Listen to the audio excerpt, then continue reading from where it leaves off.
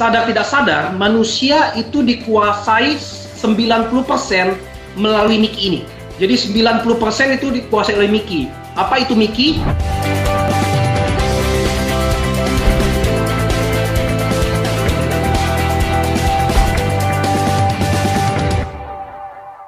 Nah, Ricky, mungkin boleh cerita nih, Ricky. Apa nih cerita background-nya Ricky Tan, seorang Ricky Tan? Bisa sampai ada hari ini gimana? Mungkin saya dan Coach Yohanes, kita berasal dari sama-sama ya, situasi yang, saya juga berasal dari situasi yang cukup sulit. Tapi levelnya bukan sisi ekonomi, tapi dari keluarga. Karena ada orang yang menjadikan keluarga bisa jadi inspirasi. Kalau saya jadikan keluarga itu sebuah pembelajaran. Nah, apa itu pembelajaran? Intinya adalah saya bisa belajar banyak dari mistik-mistik yang terjadi, dari pengalaman orang lain.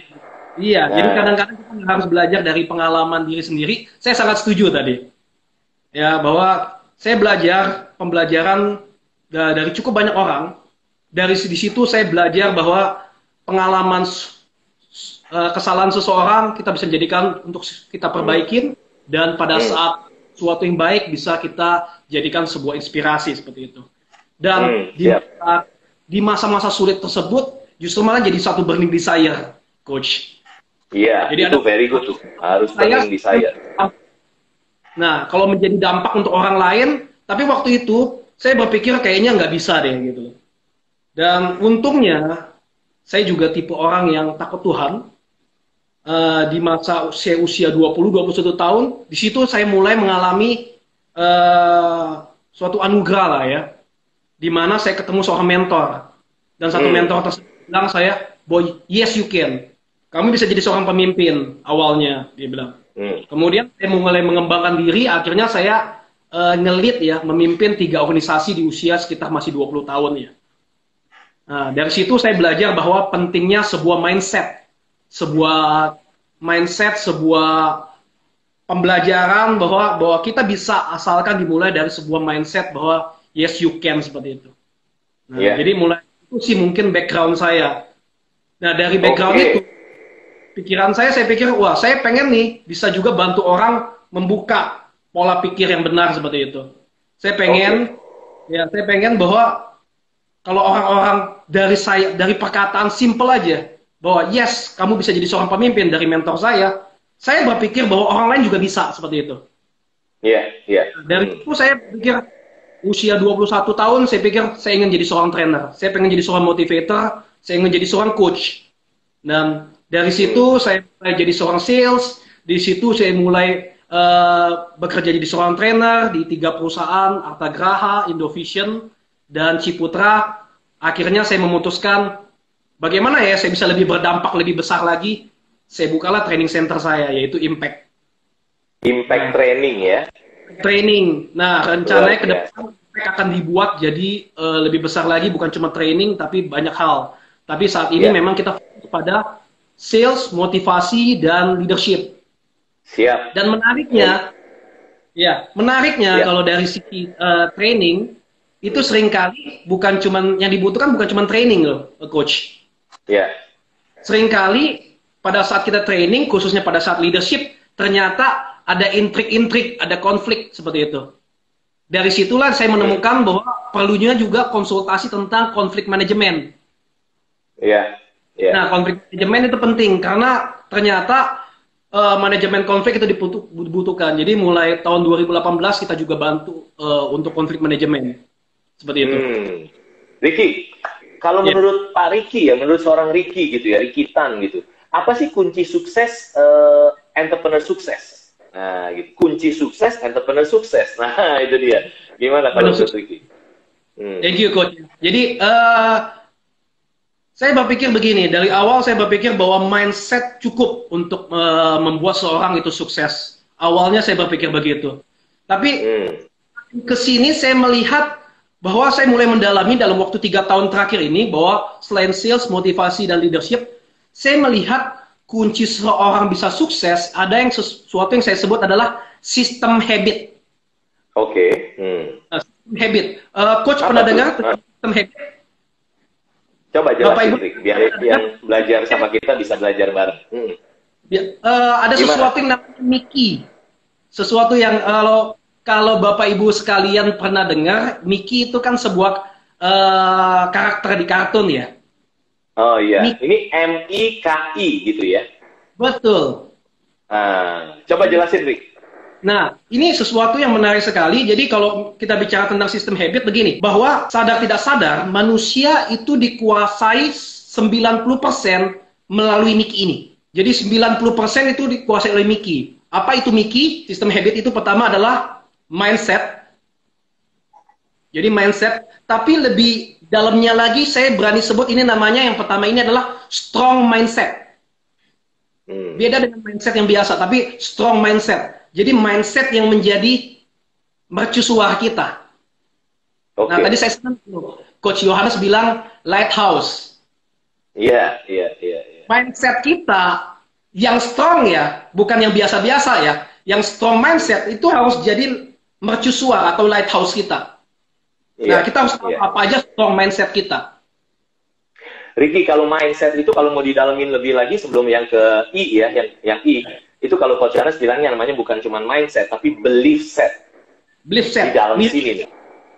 Itu sama, hampir sama. Tapi itu dalam banget bahwa what in this life, you get what you believe. Itu pegangan saya. Dalam hidup ini, Anda dapat apa yang Anda percaya. Kalau mindset Anda, kalau belief set Anda lihatnya A, ya udah dapatnya A. Tapi kalau beliefnya B, Anda bisa dapat B kok, nggak cuma A, gitu ya. Gitu. Tapi lanjutin lagi, MIKI tadi ya, baru M nih, mindset. Habis itu yang kedua apa Ki? Ricky? Jadi tadi yang pertama adalah strong mindset adalah sesuatu yang benar-benar kita percaya. Jadi lighthouse kita. Oke. Jadi benar cuma beda aja. Kedua dari I. I adalah itu, jadi Mickey itu MI-nya mindset. K dulu. K-nya itu adalah kebiasaan. Nah, rutinitas. Nah, nanti saya akan bahas bahwa rutinitas itu adalah sesuatu yang kita lakukan setiap hari. Dan jangan kalau nanti, harus sekarang, karena waktunya mepet. Langsung bahas sekarang. Saya akan percepat, karena waktunya juga mepet nih. Jadi gini, kebiasaan itu adalah sesuatu yang kita lakukan setiap hari, dan itu adalah sesuatu yang rutinitas. Dan kalau bicara tentang rutinitas, yang terjadi adalah kalau kita lakukan itu terus-menerus, itu seperti rel ya. Bapak Ibu pasti tahu ya. Di rel kereta api itu akan membawa kita pada jalur yang bahagia atau jalur buntu. Nah, kalau Coach bilang itu sistem, kalau saya bilang kalau untuk pribadi ini saling melengkapi ya. Itu adalah satu jalur yang akan terus-menerus menuju kita ke suatu jalur, apakah itu jalur bahagia atau jalur buntu. Iya. Nah, kalau jalur bahagia itu bagus sekali ya. Nah, kita bisa ngetes nih sebenarnya jalur bahagia apa jalur buntu seperti itu. Nah, yang paling parah kalau misalnya habits tersebut membawa kita pada jurang. Jalurnya adalah jurang itu bahaya sekali. Jadi pastikan jalurnya adalah jalur kereta. Seperti itu. Jalur kereta yang menuju saya tambahin sedikit ya. Jalur kereta atau juga kapal tadi kalau saya pakai metafora kapal, kita kaptennya. Kapal itu akan sukses kalau apa? Kalau punya tujuan. Jadi Pulau Hawaii-nya harus tahu. Kalau memang tujuannya Pulau Hawaii, berarti harus tahu. Ya kan, begin with the end in mind. Mulailah dengan hasil akhir. Nah, kebanyakan dari orang nggak gitu. Begin aja, ada yang salah kalau menurut saya. Harus begin, tapi with end in mind. Itu sama kayak Ricky bilang kebiasaan. Akhirnya kebiasaan-kebiasaan kita menggunakan waktu yang sangat langka ini untuk menuju ke Pulau Hawaii itu. Nambahin sedikit aja, Ricky. Jadi, MI udah mindset yang pertama. Yang kedua adalah kebiasaan tadi. Oke, terus Rick. Adalah mindset, MI-nya adalah mindset atau lebih dalamnya adalah strong mindset. Ini adalah sesuatu yang benar-benar kita percaya. Kedua adalah kebiasaan atau rutinitas. Ketiga ada yang namanya identitas. Perhatikan identitas kita. Nah, identitas adalah kalau tadi strong mindset bicara tentang apa yang kita percaya terhadap dunia. Sedangkan kalau misalnya identitas adalah apa yang kita percaya tentang siapa diri kita. Nah, itu yang berbedanya. Nah, kalau intinya begini. Kalau misalnya apa yang Anda percayai tentang dunia itu berlawanan dengan apa yang Anda percaya tentang diri Anda sendiri, itu kita nggak bisa mencapai tujuan kita. Jadi rel kereta yang nggak bisa sampai, kemudian kapalnya juga nggak bisa sampai. Jadi harus biar bisa sampai, itu butuh tiga ini, sistem habit ini. Mickey, mindset, kebiasaan, dan identitas. Seperti itu. Wah, luar biasa. Thank you buat sharingnya, luar biasa. Miki, jadi keretanya atau kapalnya itu bisa ke arah yang tepat seperti itu. Iya, Jalurnya. pulau Hawaii-nya harus jelas. Nah, kalau nggak ngambang kemana-mana, dan yang bahaya, kita tidak tahu kita nyasar apa enggak. Kalau kita nggak punya tujuan. Betul. Ya. Terus Ricky di offline ngobrol-ngobrol kemarin, Ricky pernah cerita juga tentang toxic success gitu kan ya? Iya. Ya. Jadi begini. Apa tuh toxic success? Jadi begini, kalau bisa bicara, kalau kebiasaan itu sebelum saya masuk ke toxic success ya. Jadi saya mau bicara dulu bahwa kenapa saya berani bilang bahwa habits ini adalah sesuatu yang penting. Bahwa karena menurut riset Rafael Batsiak, mungkin Bapak Ibu mungkin ada yang pernah dengar atau mungkin belum pernah dengar, dia pernah bilang begini, ada 6 hal yang membuat orang itu menjadi triliuner.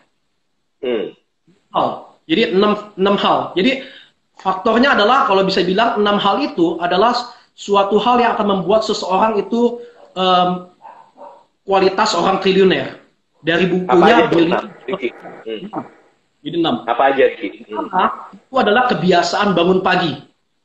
Oke, siap. Kedua, kebiasaan hidup sehat.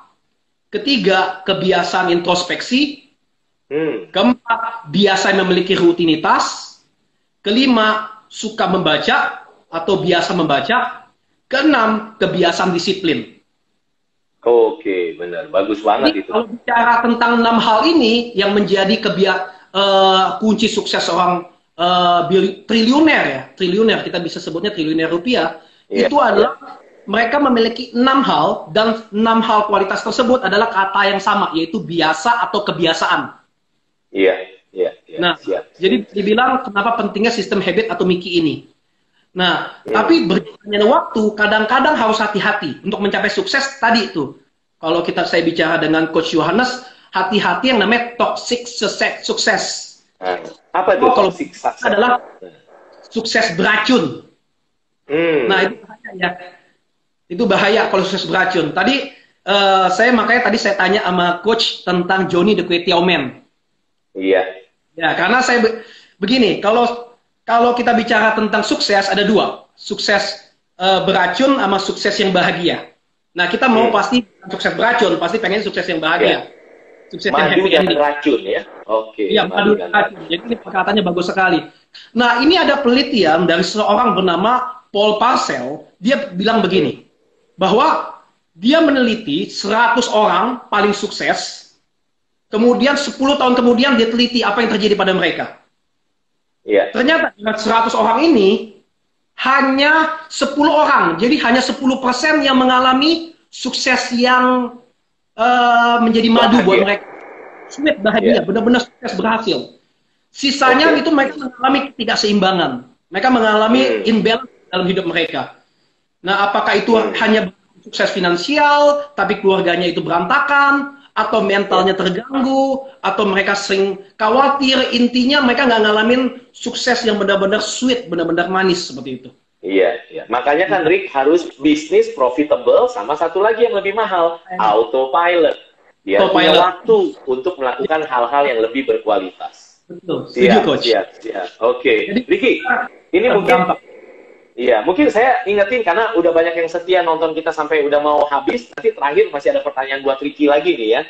Masih ada. Tapi ini buat yang mau buku ini isinya, yuk ketik dulu, mau buku bisnis is fun. Nah, kalau Anda ketik komennya banyak, saya kasih tahu 3 caranya.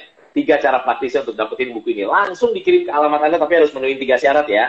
Jadi gini syaratnya. Yang pertama adalah Anda harus follow Instagramnya Coach Yohanes G. Pauli dulu. Yohanes G. Pauli. Dan tentu Ricky Tan ya. Ricky dan Bu Nardi. Nah, kalau Anda nontonnya ini nanti bukan kalau di Instagram ya gampang ya. Langsung aja Yohanes G. Pauli. Oh, banyak yang mau gitu ya. Harus ketiknya, saya mau buku bisnis is fun. Nah, gitu dong ya. Syarat pertama harus follow Instagram Coach Yohanes G. Pauli dan Ricky Tan. Ya, itu yang pertama. Yang kedua, ya mau siap Olive. Saya siap kirimin kalau Anda nanti ikutin syarat. Banyak banget yang mau nih.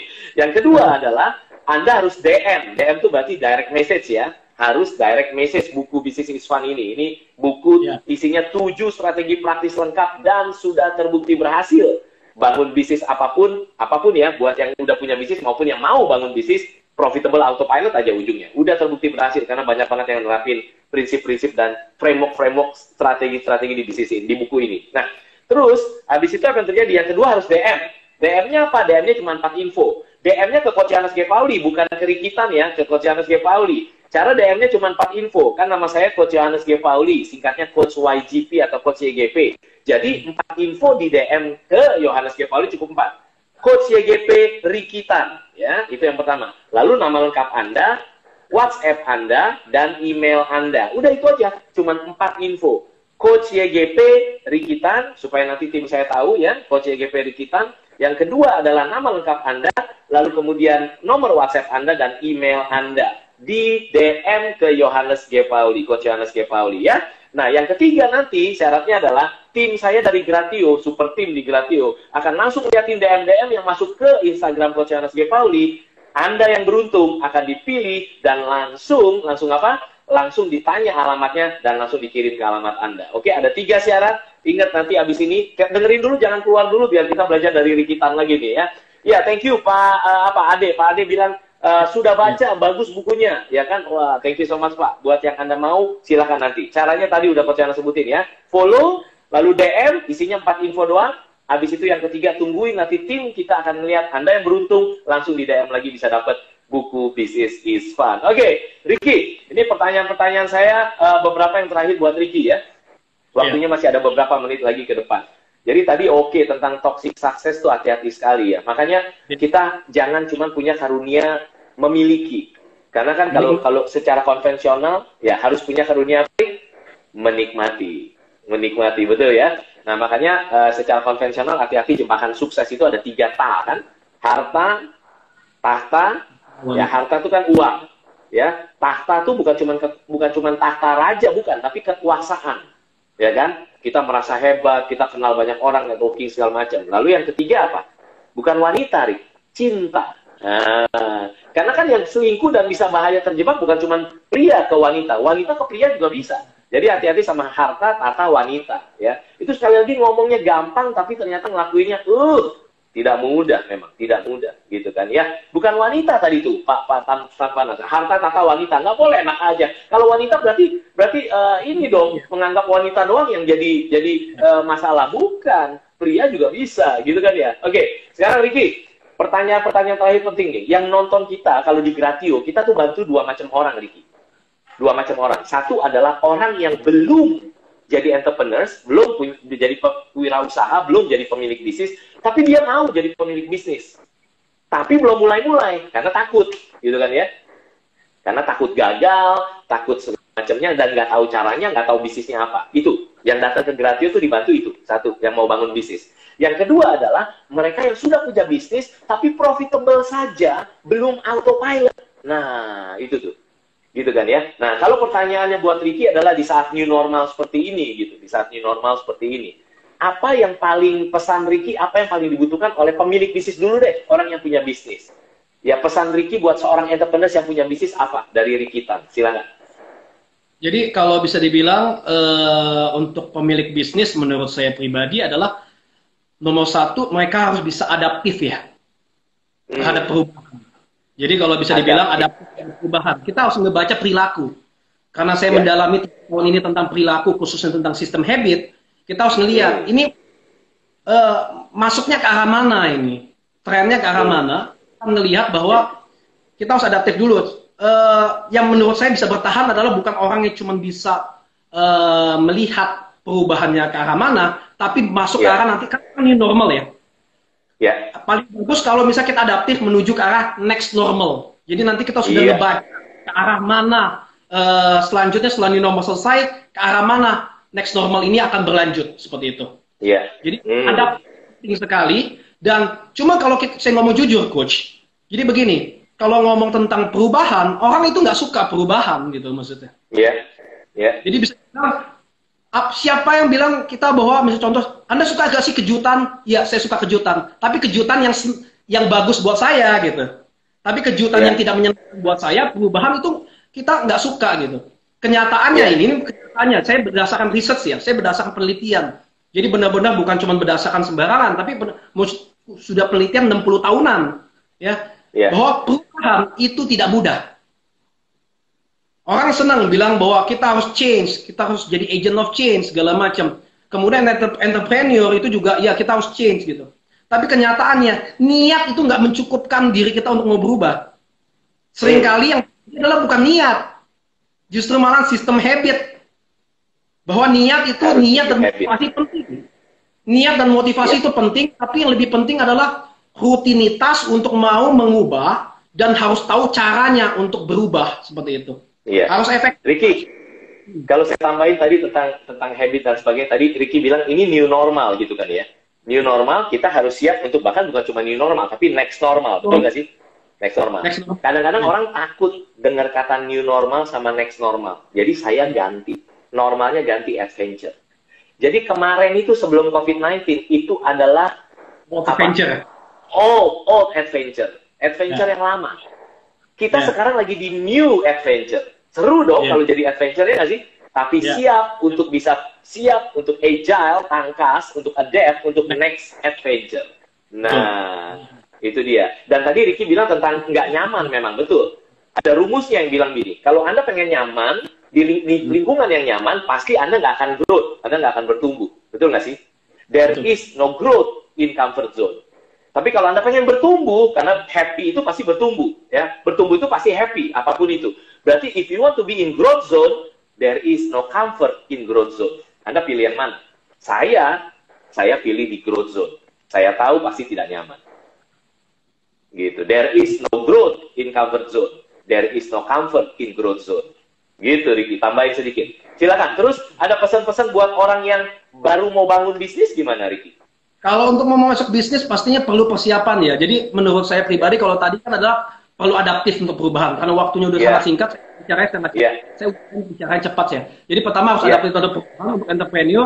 Kemudian pastikan ini menjadi suatu waktu adalah kita bisa juga persiapan untuk next normal. Jadi untuk saat ini kita terima keadaan dan kita juga harus masuk ke dalam persiapan untuk next normal karena bentar lagi pada saat COVID vaksin ditemukan pasti orang akan menuju ke arah perubahan lagi. Jadi kita harus adaptif dan persiapkan diri kita. Kemudian kalau bicara tentang untuk orang yang mau menjadi seorang entrepreneur atau mungkin secara pribadi aja deh untuk berkembang, ada rahasianya loh coach. Kita bisa jadi 38 kali lipat lebih baik.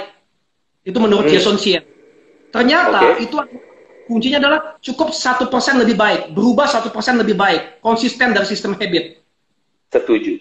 Itu 38% lebih 38 kali lipat lebih baik dari sisi kesehatan, dari sisi kita mengandalkan Tuhan, dari sisi kita finansial, dari sisi everything itu lebih baik. Jadi fokusnya adalah sebenarnya di masa-masa new normal ini adalah kita mempersiapkan diri berubah, nggak usah terlalu banyak. Memang perubahan itu nggak nyaman karena itu berubah sedikit-sedikit 1% aja setiap hari. 1% aja setiap hari. Iya, wow, keren. Mungkin pada waktunya lain kali saya akan bicara cerita bahwa 1% lebih baik ini adalah rahasia di mana seorang pecundang, singkat aja ya, seorang pecundang selama bukan satu orang tapi satu tim pecundang 100 tahun kemudian mereka menjadi juara. Mereka adalah tim sepeda Inggris. Nah itu luar biasa. Terapin 1% lebih baik. Detailnya mungkin lain kali. Thank you so much, Ricky. Good. Jadi buat ngingetin lagi yang masih belajar sama kita, kalau buku ini nih ya, ini 1% lebih baik, baca aja lembar per lembar. 1% lebih baik. Nanti Anda lihat setiap hari kalau 1% lebih baik baca ini dan Anda terapin bukan cuma baca, lihat deh hasilnya. Bisnis Anda akan jadi profitable and autopilot. Anda punya uang semakin banyak, uang tuh nggak jelek kalau kita pakainya secara positif ya. Lalu kita bisa punya waktu semakin bebas untuk melakukan apa yang kita mau lakukan atau apa yang Tuhan kehendaki kita lakukan. Sehingga hidup kita semakin berkualitas. Jadi bisnis harus profitable and autopilot dan berdampak ke semakin banyak orang lagi, maka akhirnya bisnis is fun. Gitu kan? Gitu ya. Siap. Thank you so much sudah undang saya, Ricky. Thank you so much sudah undang Coach Yohanes G. Pauli, udah bisa sharing dan saya juga bisa belajar dari seorang Ricky. Thank you so much.